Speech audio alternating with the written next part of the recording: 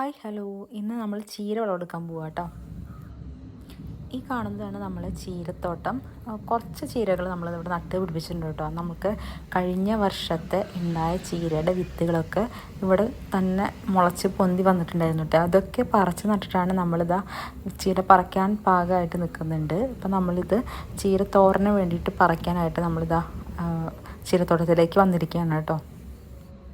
ചീര മാത്രമല്ല, നമ്മുടെ ഇടവിളയായിട്ട് നമ്മൾ ഇതിൽ വെണ്ട കൃഷിയും കൂടിയും കാണിക്കുന്നുണ്ട്. വെണ്ട കൃഷിയുണ്ട്, അതുപോലെ തന്നെ മത്തൻ നട്ട് പടർന്ന് പന്തലിച്ചിട്ടുണ്ട് കേട്ടോ. മിളകും ഒക്കെ ഉണ്ട് കുറേ. പിന്നെ കൂടുതലായിട്ട് നമ്മൾ ചീരയാണ് ഇതിൽ കൂടുതലായിട്ടുള്ളത്. അതിൽ ഒരു വിളവ് നമ്മൾ എടുത്തു കഴിഞ്ഞു. ഇനി രണ്ടാമതും കൂടി എടുക്കാനായിട്ടാണ് ഇപ്പോൾ നമ്മൾ തോട്ടത്തേക്ക് വന്നിട്ടുള്ളത്.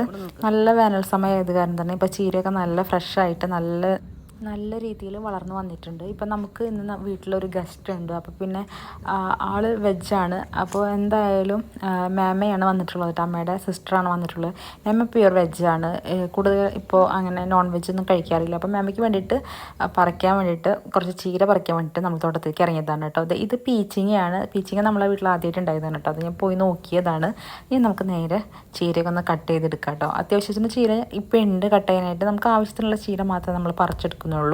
കുറച്ച് മുന്നേ ഞാൻ ഇതിൽ നിന്ന് കുറച്ച് വിളവെടുത്തിരുന്നു. അതാണ് ചില ഭാഗങ്ങളിൽ കുറച്ച് തണ്ടുകൾ മാത്രമായിട്ട് കാണുന്നത് കേട്ടോ. പിന്നെ രണ്ട് തരം ചീരയുണ്ട് ഇതിൽ. ഒന്ന് പച്ചയുണ്ട്, അതുപോലെ തന്നെ നല്ല ചുവപ്പ് ചീര ഉണ്ടല്ലോ അതുകൊണ്ട്. പിന്നെ ചുവപ്പും പച്ചയും മിക്സ് ആയിട്ടുള്ള തരം ചീരയും ഇതിൽ വളർന്നു വന്നിട്ടുണ്ട് കേട്ടോ. അപ്പം നമുക്ക് ഇന്ന് തോരൻ വെക്കാനായിട്ട് ആവശ്യത്തിനുള്ള ചീരയാണ് ഞാൻ പറിച്ചെടുക്കുന്നത്.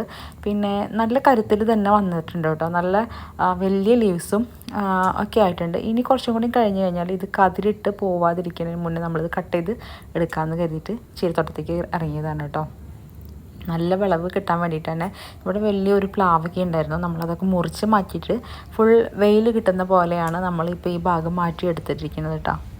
എനിക്ക് പേഴ്സണലി പച്ചച്ചീരയോടാണ് കൂടുതൽ താല്പര്യം കേട്ടോ. ചുവന്ന ചീരതിനേക്കാളും സ്വാദ് കൂടുതൽ പച്ചച്ചീര തന്നെയാണ്. പക്ഷേ ചുവപ്പ് ചീര ഒന്ന് നമ്മൾ തോരൻ വയ്ക്കുമ്പോൾ കുറച്ചും കൂടിയും വെള്ളത്തിൻ്റെ അംശം കുറച്ച് കൂടുതലുള്ളത് പോലെ തോന്നും. എന്നാൽ പച്ചച്ചീരയ്ക്ക് കുറച്ച് കുറവുള്ളത് പോലെയും ടേസ്റ്റ് കൂടുതലുള്ളത് പോലെയും എനിക്ക് തോന്നാറുണ്ട് കേട്ടോ. അങ്ങനെയാണ് നിങ്ങൾക്കും തോന്നുന്നതെങ്കിൽ ഒന്ന് കമൻറ്റ് ചെയ്തേക്കണേ. അങ്ങനെ നമ്മളിതാ ചീരയൊക്കെ രണ്ട് തരം ചീരയും പറിക്കുന്നുണ്ട്. കൂടുതൽ വലിപ്പം വന്ന ചീരകളും ഇലയും ഒക്കെ ഉള്ളതാണ് നമ്മൾ പറിച്ചെടുക്കുന്നത് കേട്ടോ. ചെറുതൊക്കെ അവിടെ നിർത്തിയിട്ട് നമുക്ക് തോരൻ വയ്ക്കാൻ പാകത്തിനുള്ള വളർച്ചയായിട്ടുള്ള വലുതാണ് നമ്മൾ കട്ട് ചെയ്തെടുക്കുന്നത്.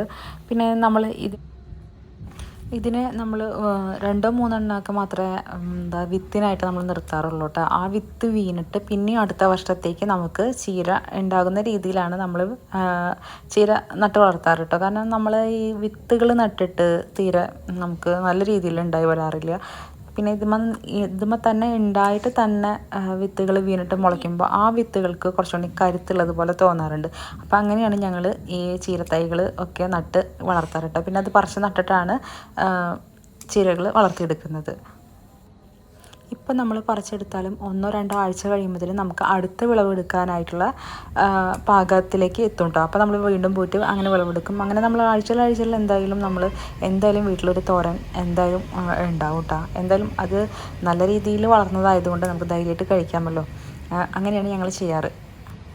പിന്നെ ഇതിന് നമ്മൾ വളം എന്താ കൊടുക്കുന്നതെന്ന് വെച്ചാൽ പശുമൂത്രം നമ്മൾ വെള്ളം മിക്സ് ചെയ്തിട്ട് ഒഴിച്ചു കൊടുക്കാറുണ്ട്. അതുപോലെ തന്നെ 2 നേരം നന കൊടുക്കാറുണ്ട്. 2 നേരം എന്ന് പറഞ്ഞു കഴിഞ്ഞാൽ ചില ദിവസങ്ങളിൽ മാത്രമേ 2 നേരം കൊടുക്കാറുള്ളൂ. ഇപ്പോൾ നല്ല കാറ്റ് വീശുന്നതുകൊണ്ട് മണ്ണൊക്കെ നന്നായിട്ട് വലിയും, ഡ്രൈ ആവും. അപ്പോൾ വൈകുന്നേരം ആകുമ്പോഴത്തേനൊക്കെ നന്നായി വാടിത്തളർന്ന പോലെ ആകും. അപ്പോൾ അങ്ങനത്തെ സമയത്ത് മാത്രമേ 2 നേരം കൊടുക്കാറുള്ളൂ. അല്ലെങ്കിൽ നമ്മൾ 1-1.5 നനച്ച് കൊടുക്കാറ് കേട്ടോ. ഇതാ നമ്മുടെ ചീര പൊട്ടിച്ച് കഴിഞ്ഞിട്ടുണ്ട് കേട്ടോ. നല്ല ഫ്രഷ് ആയിട്ടുള്ള ചീരയല്ല, നല്ല ഹെൽത്തി ആയിട്ടുള്ള നല്ല ഫ്രഷ് ആയിട്ടുള്ള നല്ല ഗ്രീൻ.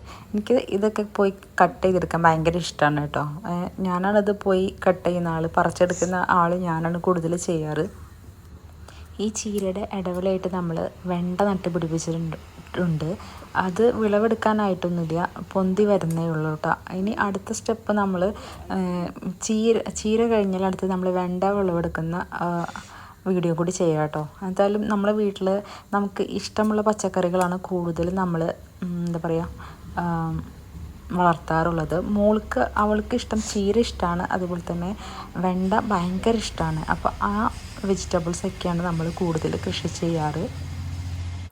ഇപ്പം നമ്മൾ ഒരു മുറം ചീര നമ്മൾ പറിച്ചെടുത്തിട്ടുണ്ട് കേട്ടോ. ഇനി ഞാനിത് തോരൻ വെക്കാനായിട്ട് വീട്ടിലേക്ക് കൊണ്ടുപോകുക. കഴുകി വാഷ് ചെയ്തിട്ട് വേണം, നല്ല രീതിയിൽ വാഷ് ചെയ്തിട്ട് വേണം നമ്മളിത് കുക്ക് ചെയ്യാൻ വേണ്ടിയിട്ട്. കാരണം ഇതിൽ നമ്മൾ വെള്ളമൊക്കെ അടിച്ചു കൊടുക്കുമ്പോൾ മണ്ണിൻ്റെ തരി അംശങ്ങളൊക്കെ ഉണ്ടാകും കേട്ടോ. അപ്പോൾ ഞാൻ നേരെ വീട്ടിലേക്ക് കൊണ്ടുപോകണം കേട്ടോ. അപ്പോൾ ഇത്രയേ ഉള്ളൂ ഇന്നത്തെ വീഡിയോ. നിങ്ങൾക്ക് ഇഷ്ടമായിട്ടുണ്ടെങ്കിൽ തീർച്ചയായിട്ടും ലൈക്ക് ചെയ്യണം കേട്ടോ. അതുപോലെ കമൻറ്റ് അറിയിക്കണം.